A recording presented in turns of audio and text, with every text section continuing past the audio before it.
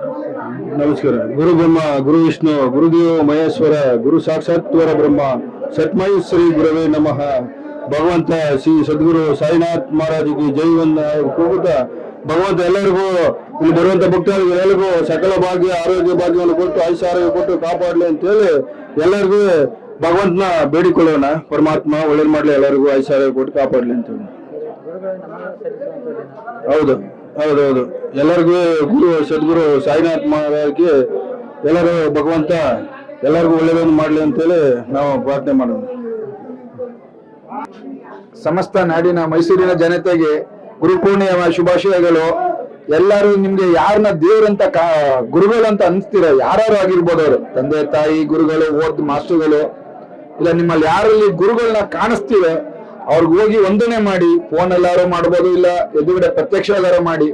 ಒಟ್ಟಲ್ಲಿ ಗುರುಗಳ ವಂದನೆ ಮಾಡೋದ್ರಿಂದ ನಿಮ್ಗೆ ಸಕಲಗಳು ಸಿಗುತ್ತೆ ಅನ್ನೋದು ಒಂದು ನಂಬಿಕೆ ಇರೋದ್ರಿಂದ ದಯವಿಟ್ಟು ಎಲ್ಲರೂ ಮಾಡಿ ಅಂತ ಕೇಳ್ತೀವಿ.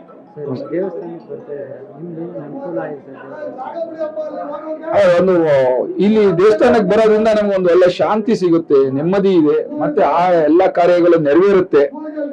ಅದಕ್ಕಿಂತ ದೇವ್ರ ಮೇಲೆ ಭಕ್ತಿ ಜಾಸ್ತಿ ಬರುತ್ತೆ.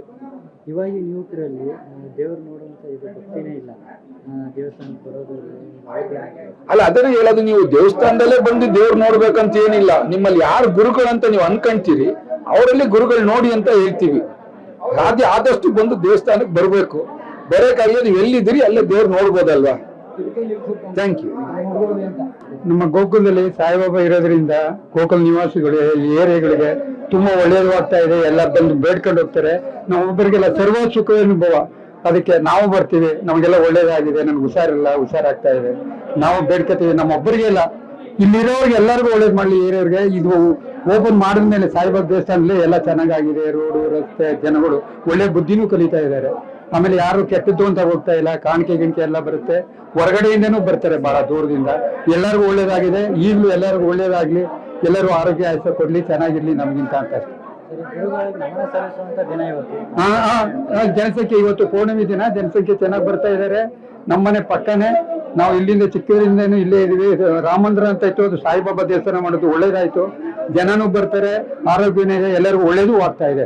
ಕೆಲವ್ರು ಹೇಳ್ತಾರೆ ನಮ್ಗೆ ಈ ಸಾಯಿಬಾಬಾ ದೇವಸ್ಥಾನಕ್ಕೆ ಬರ್ತಾ ಇರೋದ್ರಿಂದ ನಮ್ಗೆ ಒಳ್ಳೇದಾಗಿದೆ ಅನ್ಕೊಂಡು. ನಮಗೂ ಒಳ್ಳೇದಾಗಿದೆ, ಏನು ಕೆಟ್ಟದ್ದಾಗಿಲ್ಲ, ಚೆನ್ನಾಗಿದ್ದೀವಿ.